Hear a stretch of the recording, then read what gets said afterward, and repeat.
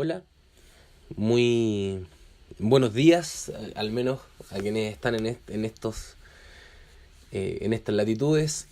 Acá, siendo el día miércoles 23 de mayo del año 2018, desde Santiago de Chile, desde La Pintana, con mucho cariño. Mi nombre es Jorge Albornoz Barrientos, y en esta oportunidad voy a tener el honor de poder compartir con ustedes algunas impresiones relacionadas con un tema de debate competitivo que me parece muy relevante y que su falta de estudio hace muchas veces que o no se comprendan fallos, o no se comprendan debates, o no se comprenda cómo elaborar de mejor manera un debate. Y me parece fundamental en el sentido de que este es el tema central en un debate. A mi juicio, lo que hace un juez al determinar quién gana un debate es determinar, en primer lugar, dónde había una carga de la prueba específica, algún compromiso de probar algo por alguna de las partes, y cómo se resolvió ese compromiso por alguna de las partes. Generalmente en debate ese compromiso viene previamente asignado.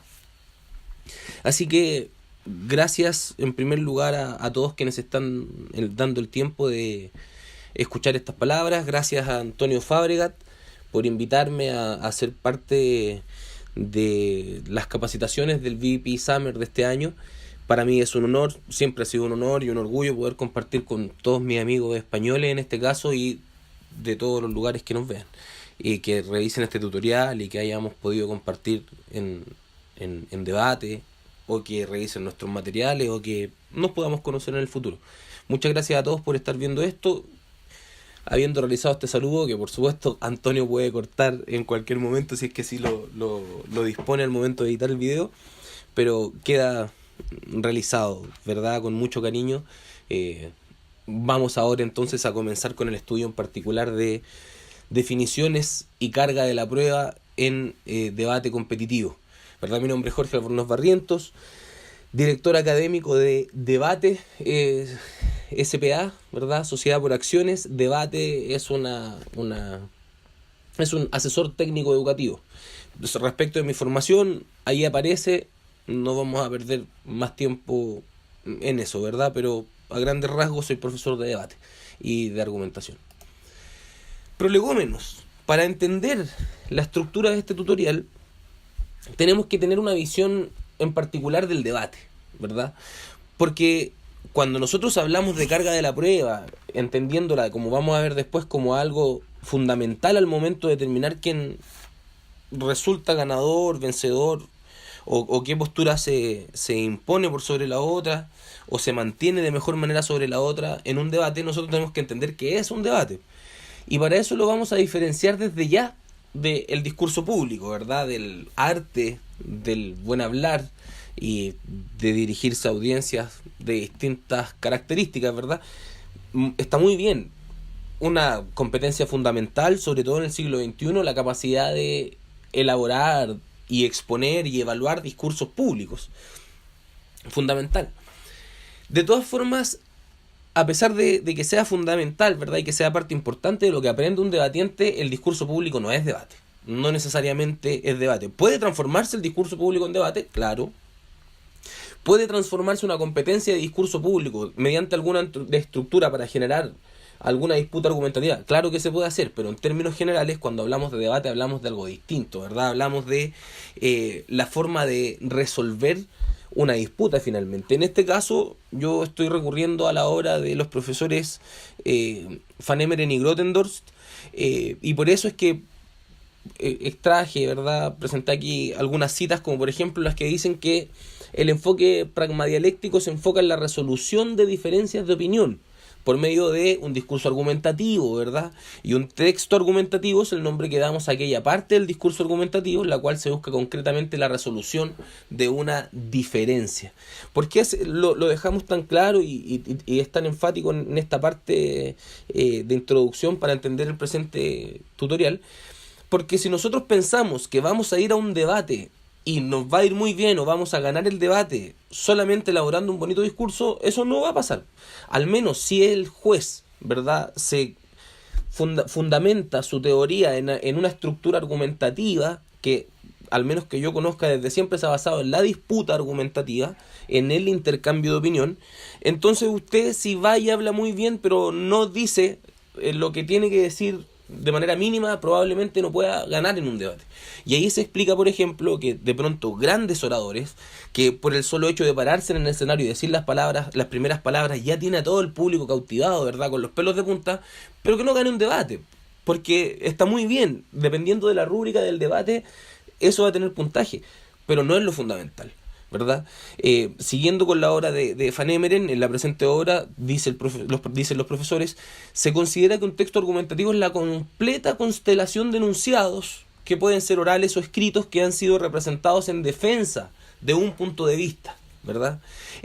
Y decimos sobre eso además que en principio un texto argumentativo siempre puede ser considerado como parte de una discusión, fíjense, real o imaginada por el argumentador, en la cual éste reacciona ante la crítica que ha sido o que podría ser presentada en contra de su punto de vista, ¿verdad? Si se fijan, el enfoque pragmadialéctico que no plantean estos profesores se basa en que haya una estructura de disputa argumentativa detrás.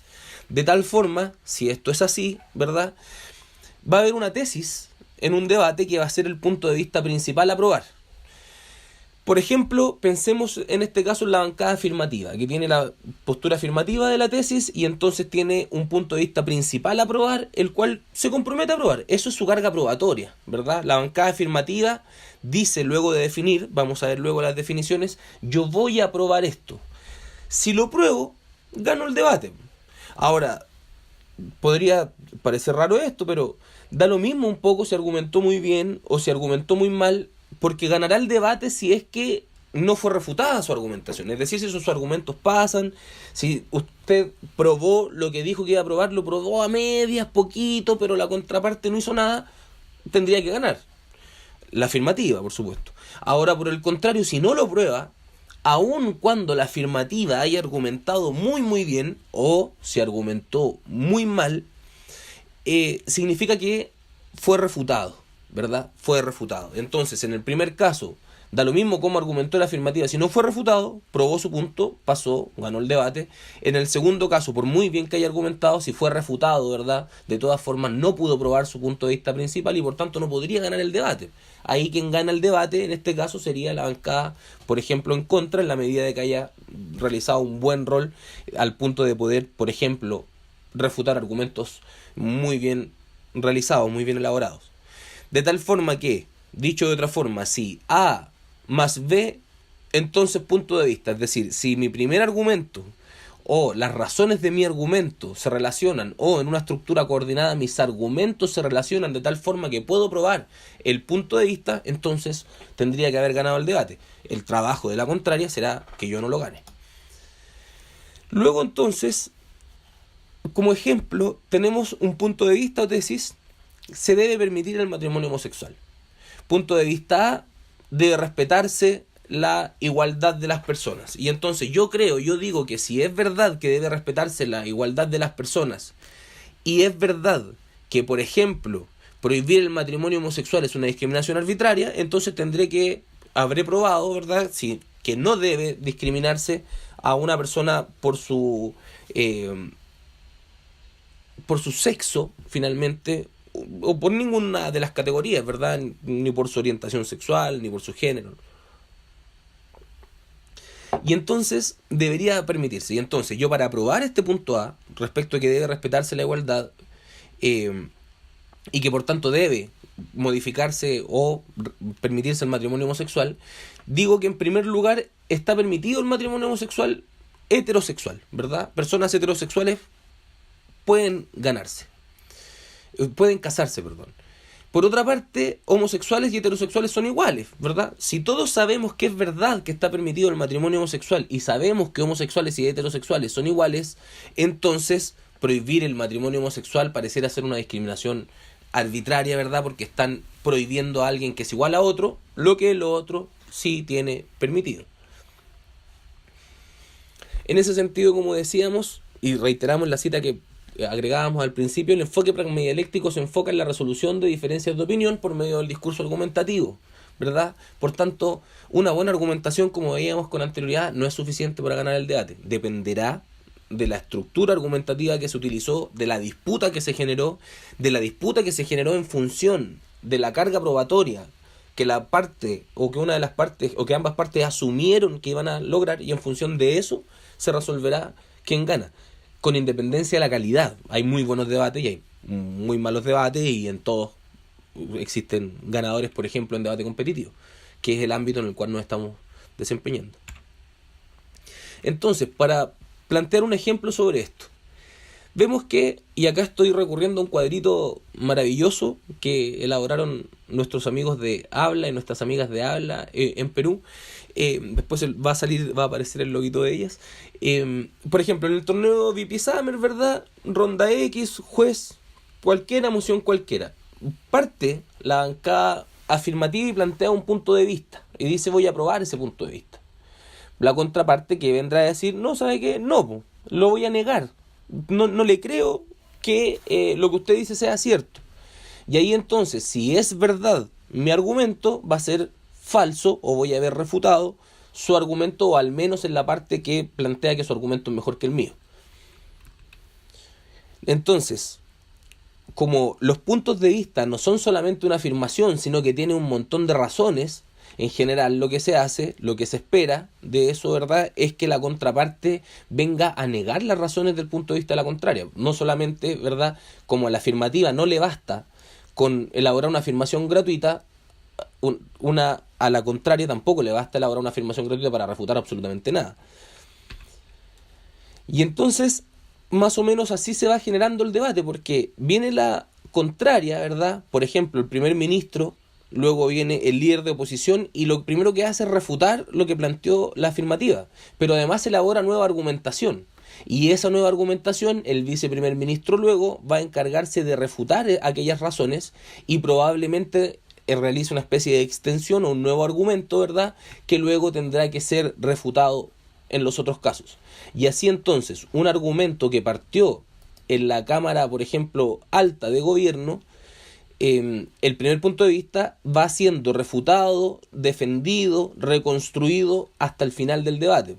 Generalmente el primer ministro no solamente plantea un punto de vista, sino que plantea otro que sigue el mismo camino, mientras que el líder de oposición no solamente plantea refutaciones y con argumentos y con razones de base para esas refutaciones, sino que además también elabora un nuevo argumento que se comienza a seguir de ahí en adelante.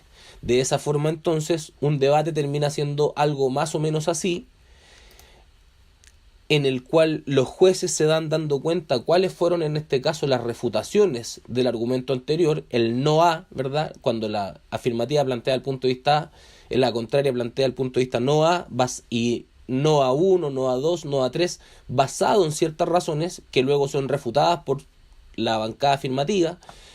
Este debate se empieza a rastrear más o menos así. Y si se fijan, lo primero que se da cuenta un juez, al menos en mi caso y en el caso de los jueces con los cuales he tenido que adjudicar, es que hay argumentos que pasan completos porque no son refutados. Por ejemplo, acá, si se fijan, aquí debiese haber una razón al menos para defender la refutación al argumento planteado por las cámaras de gobierno, que son el primer ministro y el viceprimer ministro, en este caso la primera cámara. Aquí hay una razón que pasa, porque nadie la refuta. Ahora, ojo, tampoco basta, por supuesto, que haya algo aquí, porque también me ha tocado el caso que he visto que algunos jueces dicen, no, pero es que acá planteó una razón y acá sí dijo que era falsa, o sea, la refutó. No, que diga que es falsa es una cosa, que la refute efectivamente es otra cosa. Y ahí entonces nosotros recurrimos a las reglas generales de la argumentación y la contraargumentación para saber si es que efectivamente esta disputa se resolvió en favor de alguien o no. Pero en principio nosotros vemos que en los debates hay razones que pasan, ¿verdad? Y que en algunos casos esas razones puedan significar la resolución de una disputa en favor, en este caso, por ejemplo, de las posturas afirmativas, o en este caso, por ejemplo, la postura negativa. Y aquí entonces, como decíamos, esto se lleva al ejemplo. Hay un punto de vista, debe respetarse la igualdad de las personas. Si es verdad que debe respetarse la igualdad de las personas, Es verdad que se debe permitir el matrimonio homosexual, pero para mantener esta razón yo voy utilizando distintas otras razones que luego serán o no serán refutadas, ¿verdad?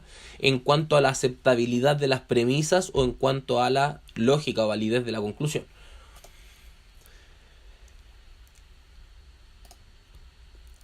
La pregunta es, entonces, si lo que importa es resolver el punto de vista principal, ¿de dónde surge este punto de vista principal? Y al menos como yo lo veo, muy humildemente por supuesto, desde una postura que no significa para nada la verdad, sino que es solamente mi experiencia, lo que yo he podido concluir en función de lo que me ha tocado relacionarme con el debate y la argumentación, es que la estructura dialéctica argumentativa que se da en un debate es más o menos lo siguiente. Yo llamo a alguien y le digo, oiga, ¿quiere debatir? Y la otra persona me dice, claro, debatamos. Yo le digo, ya, perfecto. Ahora, cuando me dice, claro, debatamos, me pregunta en general, ¿de qué quiere debatir?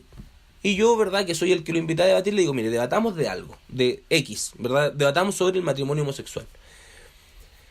La diferencia que se da en el debate es que aquella postura que por un juego de roles le toca llamar a la otra a debatir, ¿verdad? Y que por tanto podría decir, quiero debatir sobre esto, tiene una tesis. Ambas tienen una tesis, una moción que se les dio con anterioridad. Por tanto, cuando lo invita a debatir sobre esta tesis en particular. De ahí, lo que corresponde entonces es decir exactamente lo mismo. Pero y sobre esta tesis en particular, en específico, la especie, no en general, el género, en específico, ¿sobre qué vamos a discutir? Y ahí entonces tendremos que esta moción, una gran afirmación que nos plantean, por ejemplo, debe permitirse el matrimonio homosexual, tendremos que desglosarla para poder analizarla y para poder entender cómo la vamos a defender finalmente. Ahí es donde surge la relevancia de las definiciones para efectos de determinar la carga de la prueba en un debate. Acá vamos a hacer un breve, muy breve, cortito, un repaso por algunas definiciones que nos permitirán entender a qué nos referimos cuando hablamos de definiciones. Cuando hablemos entonces de definiciones, en este caso vamos a hablar de definiciones recurriendo a la Real Academia Española, en particular al diccionario de la Real Academia Española, porque entendemos que al menos, por ejemplo, si hablamos de un debate en habla hispana, pareciera ser que la Real Academia de la Lengua Española propone un sistema de referencia, un sistema, una lengua que nos permita comunicarnos a todos, en mayor o menor medida. Pero entendemos entonces, yo entiendo que se trata de una autoridad válida, si que queremos definir, ¿verdad? Si alguien considera que alguna definición de las que yo planteo no es aceptable, o que la Real Academia de la Lengua Española no tiene por qué definir qué significa definición, tendrá que elaborar un argumento, ¿verdad?, para decir que mi autoridad es inválida y por tanto debilitar las bases de mi definición. En este caso, entendemos por definición la acción y el efecto de definir, ¿verdad? En segunda acepción, entendemos por definición a una proposición que expone con claridad y exactitud los caracteres genéricos y diferenciales de algo material o inmaterial, lo que le da sentido, lo que le da una delimitación al concepto, el ámbito semántico de aquella palabra, ¿verdad?, aquello que significa. Si yo digo cerdo, estoy hablando de cualquier cerdo, estoy hablando de un cerdo general, ¿verdad?, de una idea de cerdo. Si yo digo el cerdo, apuntando por ejemplo a Porky, estoy hablando de otro cerdo, ¿verdad?, de un cerdo específico. Ya salí de lo general de cualquier cerdo y hablé de Porky en particular, el cerdo Porky, que es uno en particular. Definición entonces implica establecer aquellos aspectos genéricos y aquellos aspectos diferenciales o que dan especie finalmente a un individuo, ¿verdad?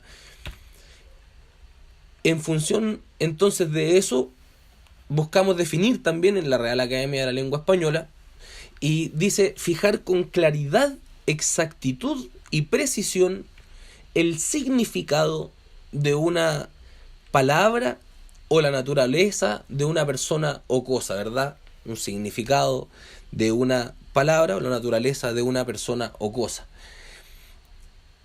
Veamos entonces a qué se refiere con palabra. Y aquí, esto imagino que iba aquí. No, aquí. Unidad lingüística dotada generalmente de significado, que se separa de los demás mediante pausas potenciales en la pronunciación y blancos en la escritura. Entendemos que una palabra nosotros sabemos qué es, ¿verdad? Un conjunto de sonidos, puede ser un conjunto de caracteres o de símbolos, ¿verdad? Cuando se trata de una palabra escrita, pero lo importante es que tiene significado.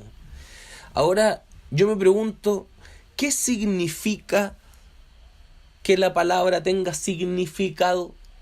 Y ahí entonces nosotros tenemos que recurrir, a mi juicio, a el concepto de signo, ¿verdad? Y aquí estamos analizando algunos aspectos relacionados con la significación de ciertos símbolos. Con el concepto de símbolo también. El ser humano piensa gracias al símbolo, a la imagen, ¿verdad? Que imaginar no es nada más que hacer imágenes en la mente. Y entonces, este signo es un objeto, fenómeno o acción material, un objeto, ¿verdad? La mesa, un fenómeno, algo que está sucediendo, y eso lo podemos analizar desde distintos puntos de vista, que se puede percibir de todas formas, o acción material, ¿verdad? Algo que alguien hace en particular, por naturaleza o convención representa o sustituye a otro, ¿verdad? Presenta nuevamente en otro lugar, en otro espacio, o sustituye, reemplaza a otro. Finalmente, una imagen es la presentación o es una figura, representación, semejanza y apariencia de algo. Y ahí entonces, cuando nos preguntamos finalmente qué significa que la palabra tenga significado, y aquí nos preguntamos, ¿qué hay ahí? Las personas que amablemente están revisando este tutorial, ¿qué piensan que hay ahí? ¿Qué es eso? ¿Verdad? Ahí lo más probable es que ustedes hayan dicho, no, ahí hay una A, po. Eso es una A, ¿verdad? Pero en estricto rigor, eso que hay ahí no es nada más que un dibujo. Pero es un dibujo que para ustedes suena A. Porque por convención, por aprendizaje, ustedes en algún momento, por ejemplo en su educación formal, eventualmente, les dijeron, cuando haya ese dibujo ahí, significa que está sonando A, ¿verdad? Por eso no es solo un signo, no es solo una imagen de algo, sino que es una imagen que ha tenido un significado, se le ha dado, ¿verdad?, la cualidad de representar algo más, en este caso de representar el sonido A.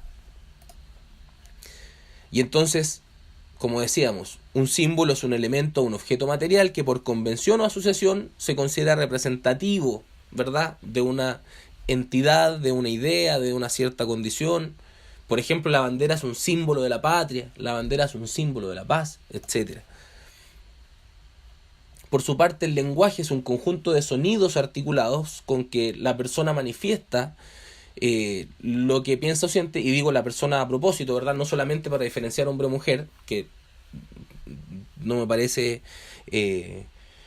tan necesario, me parece un poco más obvio, sino que digo la persona porque en el último tiempo, en los últimos años y a lo largo de la historia, en realidad se han revisado permanentemente concepciones como hombre o como persona, y hoy en día, por ejemplo, hay algunos autores, si a alguien le interesa puede dejar la pregunta ahí, yo le mando luego el video, que plantean que los animales tienen las mismas condiciones que nosotros para hacernos personas, o al menos algunos animales, ¿verdad? Y en ese contexto yo no creo que el lenguaje sea exclusivo de la persona humana, del ser humano, sino que entiendo que se refiere a una realidad del mundo mucho mayor, muchas veces mucho mayor que lo que nosotros podemos comprender.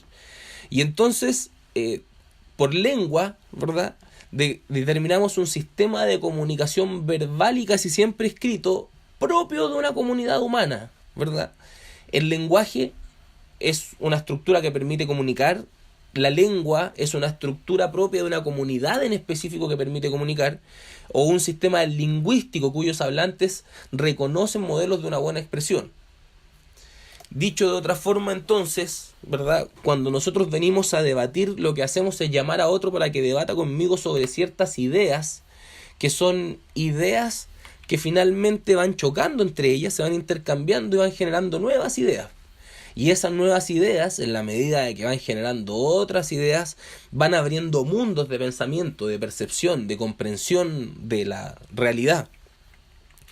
Nos hacen pensar muchas cosas, nos hacen volar, pero en la medida de que nos hacen volar en mera abstracción, por ejemplo, nos permiten ser muy creativos. No solamente nos permiten ser creativos, sino que nos permiten luego, mediante estructuras lingüísticas y argumentativas, aplicar esa creatividad para ir transformando esas ideas, para llegar a ideas cada vez más precisas.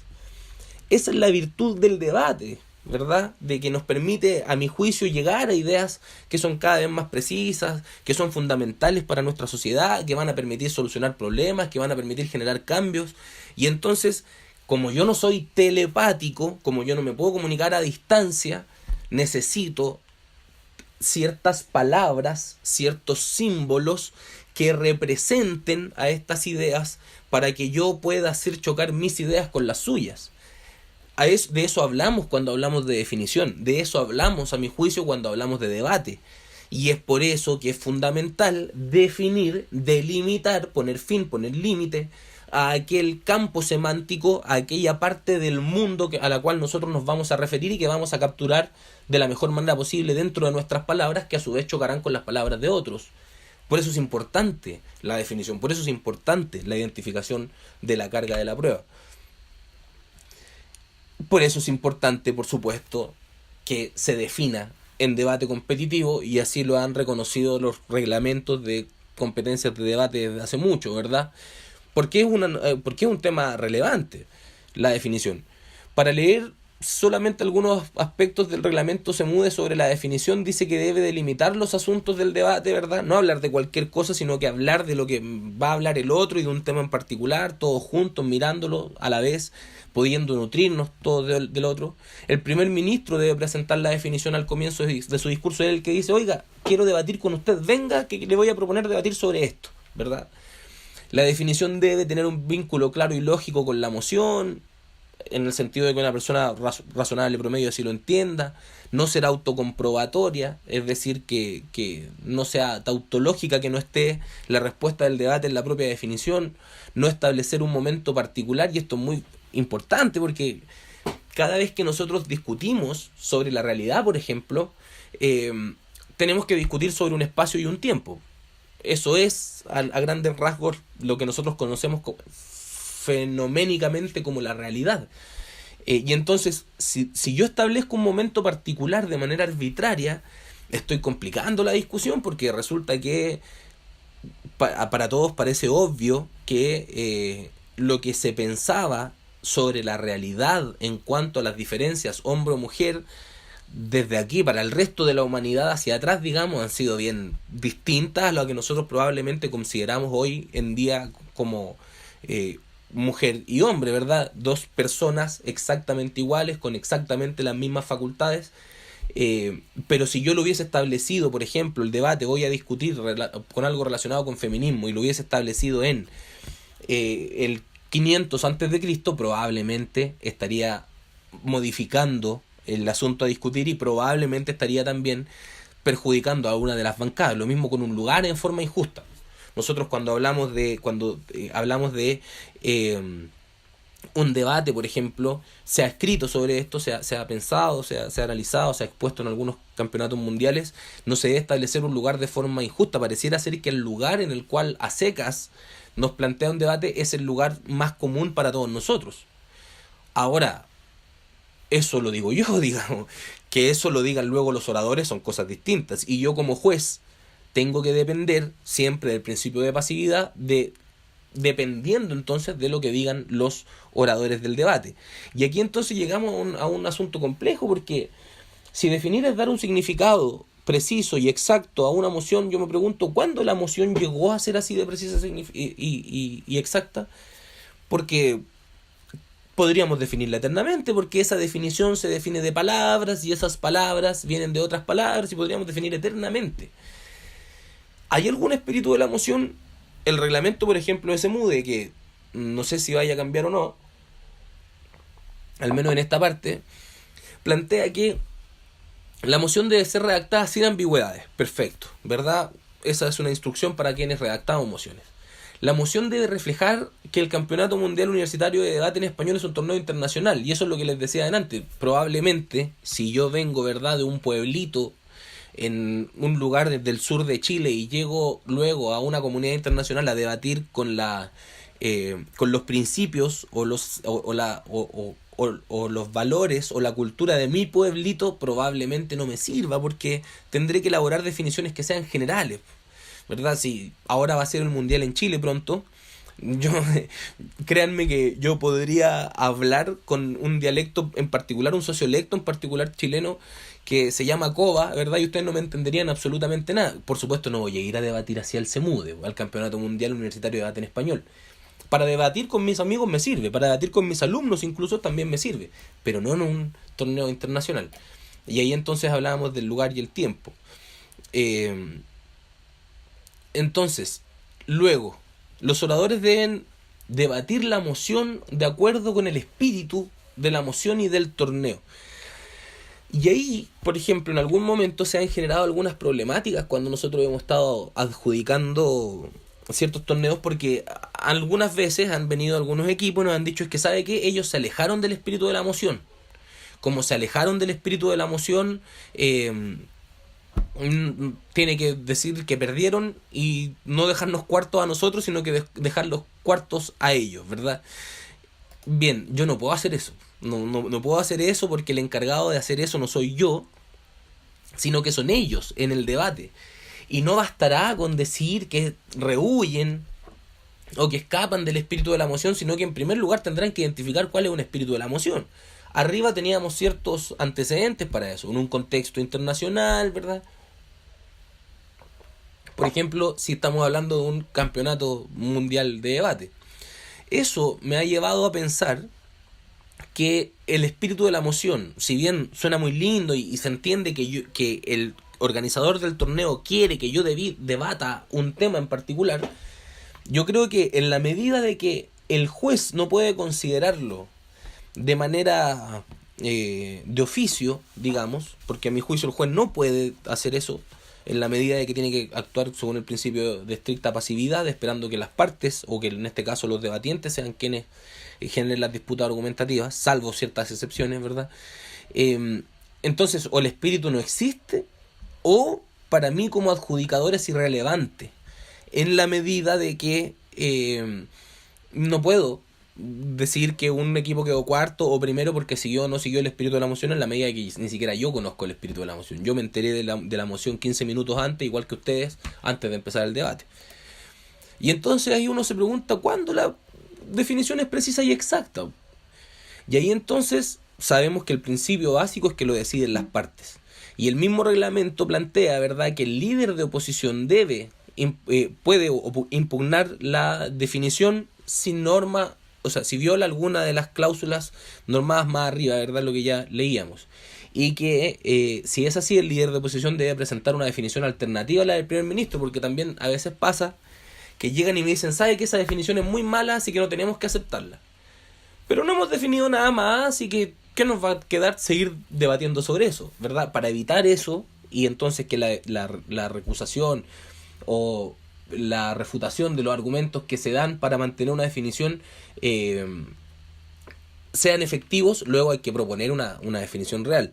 El juez debe determinar entonces la definición como inadmisible si viola la cláusula de este reglamento. Perfecto, pero yo no entiendo de nuevo que eso lo deba hacer de oficio, sino que debo hacerlo una vez que el orador, ¿verdad?, me pide, o mejor dicho, ante el primer punto de vista, que era la definición afirmativa, el negativo viene y dice, no, sabe que ese punto de vista no sirve para nada.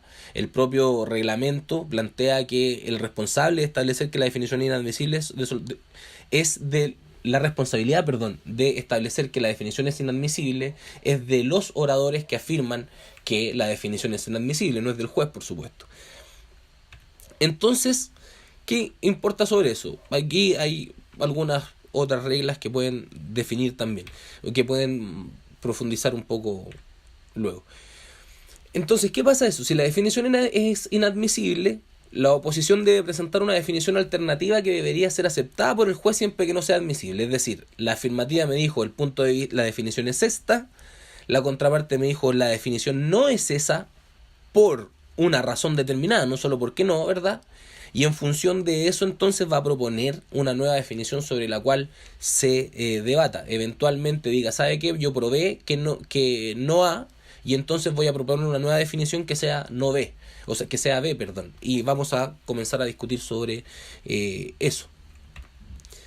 Luego, entonces, una vez que recusa la definición la bancada negativa, igual como veíamos arriba, se empieza a generar el mismo intercambio dialéctico.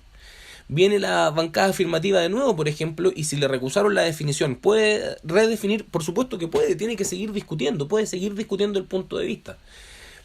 Sea que se haya resuelto aquí la disputa, o sea que no se haya resuelto, eso todavía no lo sabemos, eso lo sabe el juez, así que tendría que venir en este caso el segundo afirmativo a defender la postura de su anterior orador, ¿verdad? Y ahí entonces, como decíamos, se comienza a generar esta disputa argumentativa, y resulta que si no redefine y acepta la definición, entonces la definición que planteó la bancada negativa al punto de vista original de la bancada afirmativa se acepta por su segundo orador, queda asentada entonces la definición, y de ahí en adelante seguimos discutiendo.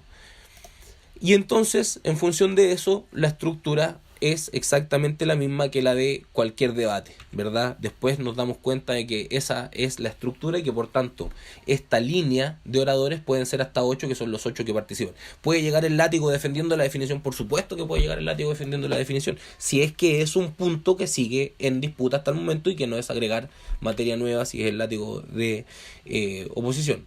Y entonces la estructura, ¿verdad?, era más o menos esta, ¿verdad? Si D es verdadero, entonces C es falso. Si C es falso, la motivación para decir no B cae, ¿verdad? Y si cae, se mantiene B. Y si se mantiene B, entonces es cierto lo que dice la primera oposición cuando recusa, ¿verdad?, la premisa A. Por tanto, si D es verdadero, entonces B también es verdadero, y por tanto es falso el punto de vista A que planteó originalmente la bancada afirmativa. Y entonces D termina siendo, si en este caso es una disputa sobre las definiciones, termina siendo D la postura aceptada, modificó su compañero, la redefinieron, luego volvió a defender a su compañero y se quedó con la definición de la disputa. Entonces, en resumen sobre esta parte, ya me estoy extendiendo un poquito, les pido disculpas por eso, y creo que debe ser el tutorial más enredado del mundo. Pero yo creo que si uno lo ve con calma y va analizando los dibujos, de alguna forma va zafando. Esta clase la hice en el Campeonato Mundial de Debate Universitario en Español en Córdoba, en España, el año 2016. Y fue maravilloso porque tenía muchas pizarras al mismo tiempo. Aparte podían hacer cosas para que se dieran cuenta de esta estructura. Imagino que acá va a ser un poco más complejo. Por lo mismo, en resumen, podemos decir que definir o delimitar implica precisar ideas para que transmitan otras ideas específicas, ¿verdad?, y no solo generales, y gracias a esto podemos, dos personas o más, comunicar, hacer común una idea que se encuentra dentro del foro interno de uno de ellos y hacer que pase al foro interno del otro, pudiendo este otro observarla, cuestionarla y perfeccionarla, ¿verdad? Lo que decíamos, de este montón de ideas, de esta creatividad, por ejemplo, perfectamente podemos luego generar una innovación, es decir, estas ideas locas que nos hacen pensar muchas cosas, es decir, ¿cómo las llevo al mundo?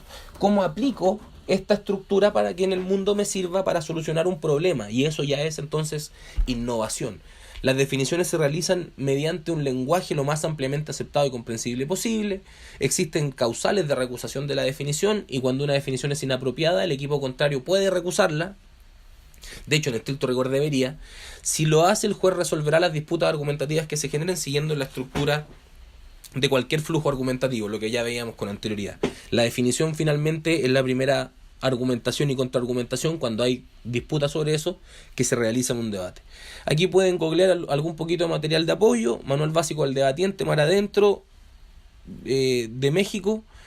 Ahí decía ACE, que es una asociación civil, y acá el Manual ASPADE, Debate, Argumentación y Desarrollo para el Pensamiento Crítico, que es un manual que elaboramos con mucho cariño para el debate panameño.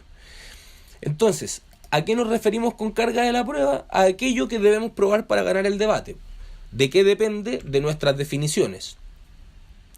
Y entonces, como está subordinado a nuestras definiciones, debemos recordar también que el contexto, el tiempo y el espacio nos dan un montón de premisas. Es verdad, si yo voy y digo, ¿sabe qué? Voy a discutir sobre, no sé, sobre la guerra de Afganistán. Entonces, cuando yo menciono ese tema, le doy a la contraparte un montón de premisas implícitas, y yo también tengo un montón de premisas implícitas sobre la guerra, pues, ¿verdad? Nadie va a dudar de que en la guerra muere gente. Eso, nadie va a dudar de que en la guerra, bueno, sí, hay gente que duda de que la guerra en realidad es un mecanismo para ir a mano armada a robarle los recursos naturales a otro, y que así ha sido desde el principio de la historia, pero al menos pareciera ser que hay otras premisas, como que muere gente, que son implícitas, que no se necesitan mencionar, ¿verdad? Y ahí entonces recurrimos al entimema, que es una especie de silogismo en el cual una más premisas se encuentran implícitas. Por ejemplo, si yo digo, estoy en el polo ártico, miro por la ventana y veo un oso, es probable que todos entiendan que el oso va a ser blanco, porque estoy en el polo ártico, ¿verdad? Y probablemente haya un oso polar. Esas premisas implícitas, como decíamos, son las que hacen muy relevante al contexto, tanto para determinar un debate en tiempo actual o para modificarlo de tiempo o de espacio, como decíamos. No es lo mismo hablar de los derechos de la mujer hoy día en Chile que hablar de la mujer en Chile hace 1000 años, o que hablar de los derechos de la mujer hoy día mismo, pero en otro lugar muy distinto, como por ejemplo algún pueblito radical de Afganistán, por ejemplo. Probablemente sea distinto. Y eso era lo que estábamos explicando con anterioridad. Y entonces, dos estructuras para identificar la carga de la prueba, o lo que yo debo probar, que nosotros proponemos estudiar, son, en primer lugar, los tipos de tesis; en segundo lugar, las estructuras de las argumentaciones múltiples o coordinadas o subordinadas, vamos a ver luego. Material de apoyo para esto también lo pueden googlear: tipos de tesis y géneros retóricos, identificación de la carga de la prueba en un debate. Fue un tutorial elaborado para Debate PUC, para el debate de la Sociedad de Debate de la Pontificia Universidad Católica de Perú, y el Manual ASPADE, del cual ya les había mencionado. Brevemente, tipos de tesis. Hablamos de hechos, valores o políticas, ¿verdad? Los hechos son perceptibles por los sentidos, constituyen lo que se ha conocido históricamente como la realidad, al menos material, aquella realidad empírica, experiencial. Los valores, en cambio, son abstracciones. Por ejemplo, justicia, belleza, inteligencia. Ninguno de ustedes ha visto alguna vez una justicia, ni ha visto una belleza, ni ha visto una inteligencia. Han visto actos que denotan inteligencia, han visto actos que denotan justicia, han visto eventualmente objetos o sujetos que representan otro valor abstracto que es la belleza, pero si yo saco a ese sujeto, no tengo donde ver la belleza, digamos, si no es en algo más, es una abstracción. Mientras que la política es una propuesta de cambio: qué hacer, cómo hacerlo, dónde hacerlo, quién es el encargado de hacerlo y cuándo.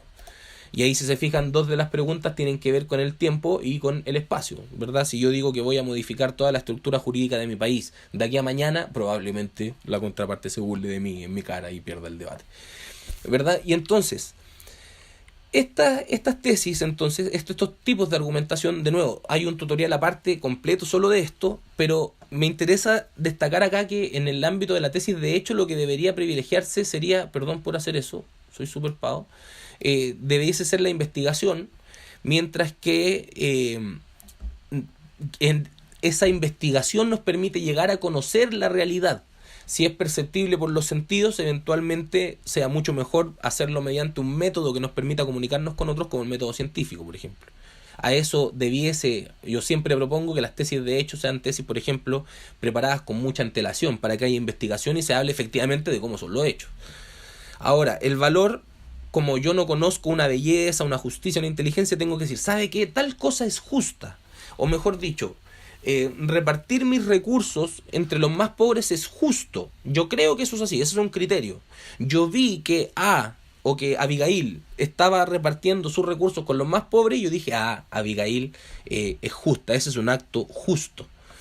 Mientras que la política, ¿verdad?, o la propuesta de cambio implica la elaboración de un proyecto, proyectar hacia adelante, ¿verdad?, mirar hacia el futuro, no como el trayecto, que es como mirar hacia el pasado, de donde puede surgir la trayectoria del proyectil que yo siempre les comento a mis estudiantes.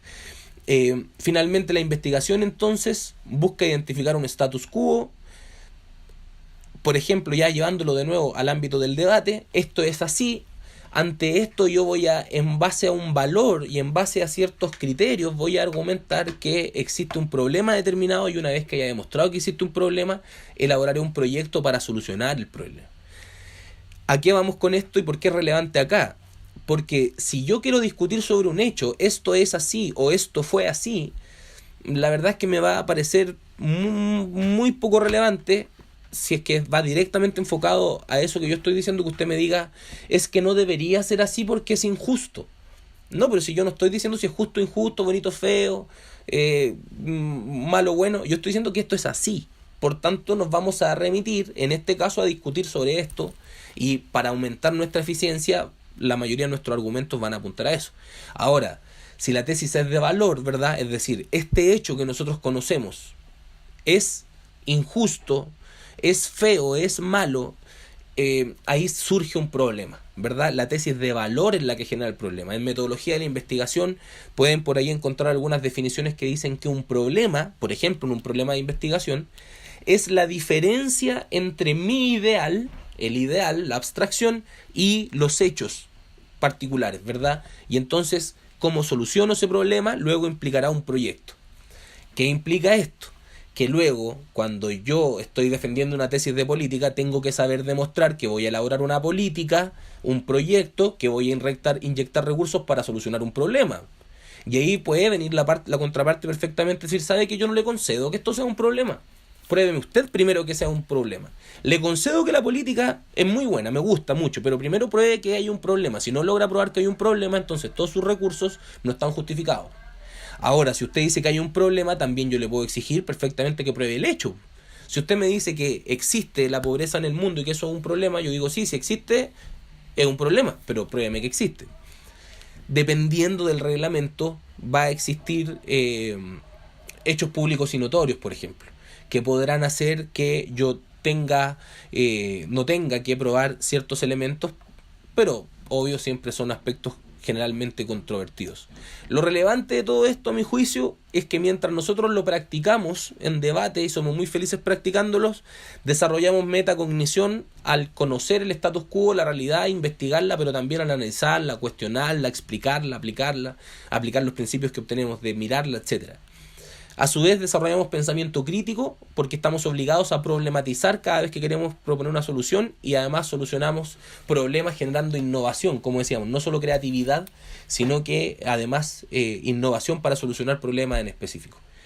La siguiente estructura, y con esto les prometo que termino y no va a ser tan largo, van 48 minutos, ojalá Antonio me perdone si es que cometí algún error muy grave, y si no cometí algún error muy grave, bueno, gracias por eso.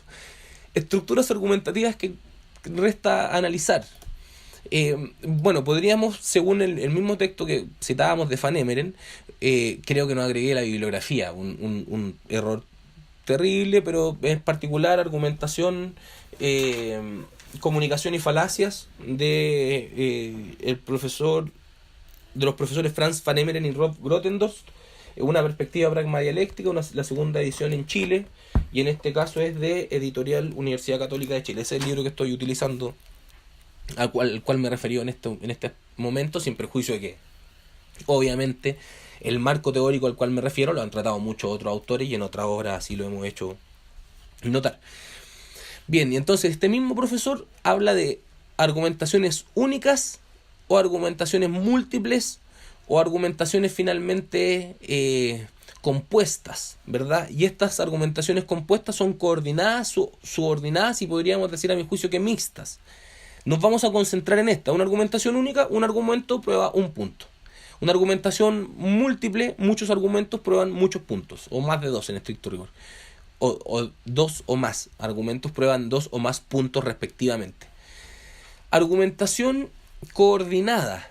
Muchas razones en particular me permiten probar un punto, que será el que me permita finalmente probar mi punto de vista para ganar el debate. Coordinada, conjunta, ordenada, ¿verdad? Ordenada, coordinada esta estructura. Pero también existe una estructura ordenada por debajo, ¿verdad? Subordinada, perdón. Y entonces entendemos que esta conclusión, que va a ser la cual yo planteo, depende de una serie de estructuras que van a dar razón unas a otras.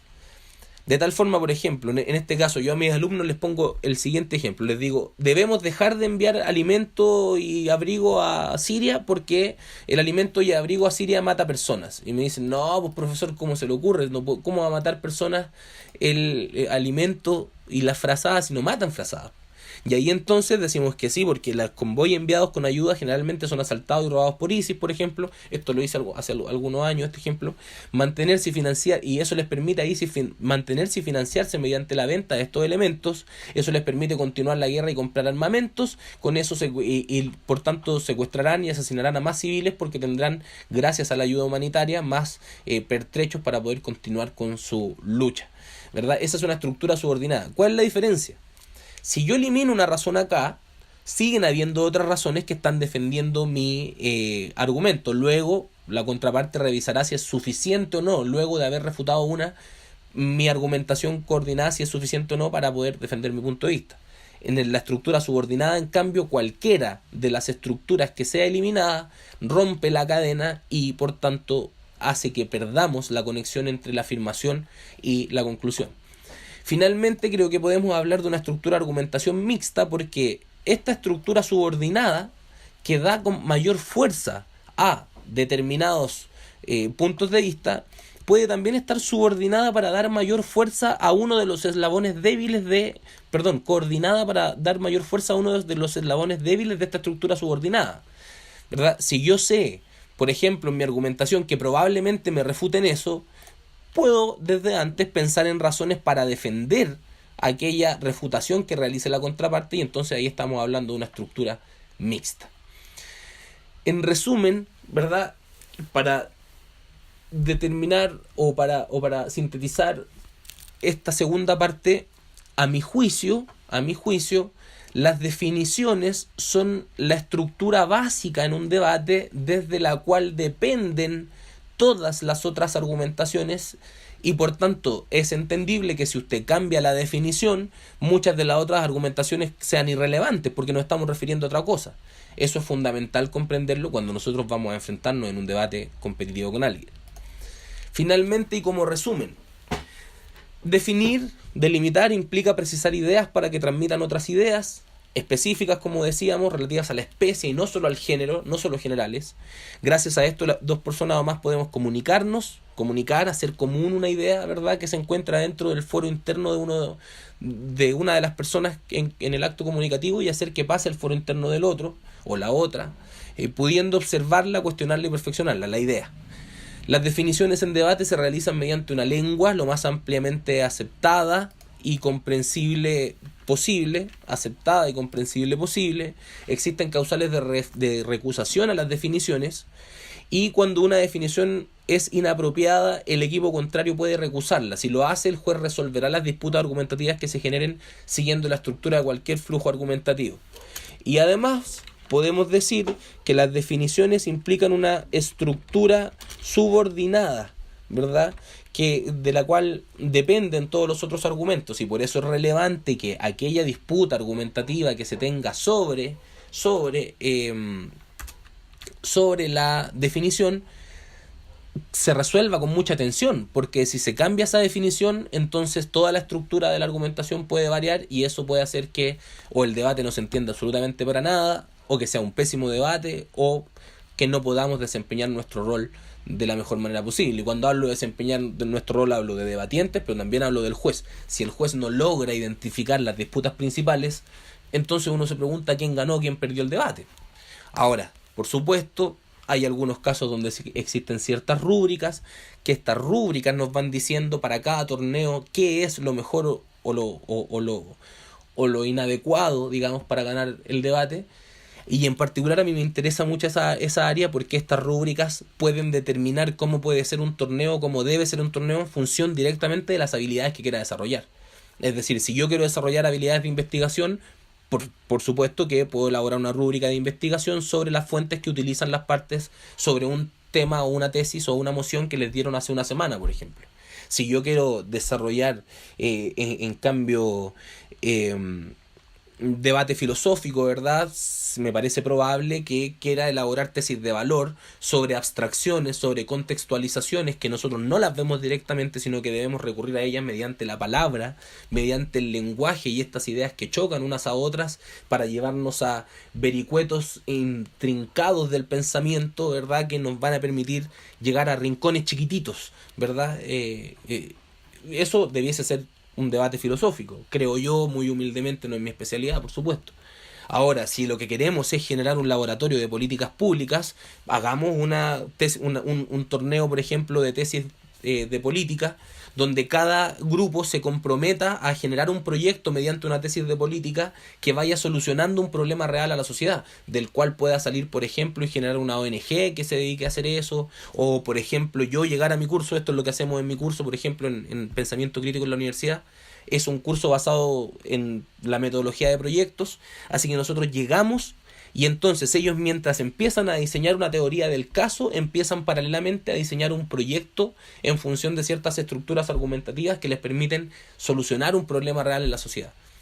Exactamente lo mismo, y en eso en particular estoy haciendo mi tesis de posgrado, puede ser una sociedad de investigación científica basada en las estructuras de debate y relacionadas, por ejemplo, con la estructura básica de la argumentación científica. Las definiciones en ciencia son algo así como el marco teórico, ¿verdad? El marco referencial que nos da un espacio y un tiempo del cual podemos obtener premisas implícitas para analizar un fenómeno, del cual luego problematizaremos, tendremos preguntas, soluciones, diseñaremos la forma de comprobarlo. No es nada más que una estructura lógica, argumentativa, que mientras trabajamos debate perfectamente la podemos ir trabajando también. ¿Por qué me doy el tiempo? Perdón por extenderme tanto, pero como siempre he dicho, esto es lo más relevante del debate, a mi juicio. El debate, más allá de ser una herramienta para lucirse, subirse la autoestima y ganarse medallitas, tendría que ser una estructura o una metodología activa de enseñanza-aprendizaje. A eso apostamos y en ese contexto en el que estamos trabajando. Muchas gracias a todas y todos quienes estuvieron escuchando este breve tutorial. Espero no haberles aburrido mucho, y muchas gracias de nuevo por la posibilidad de participar con ustedes. Un abrazote a España y a cualquier otro lugar donde puedan revisar este tutorial. Muchísimas gracias.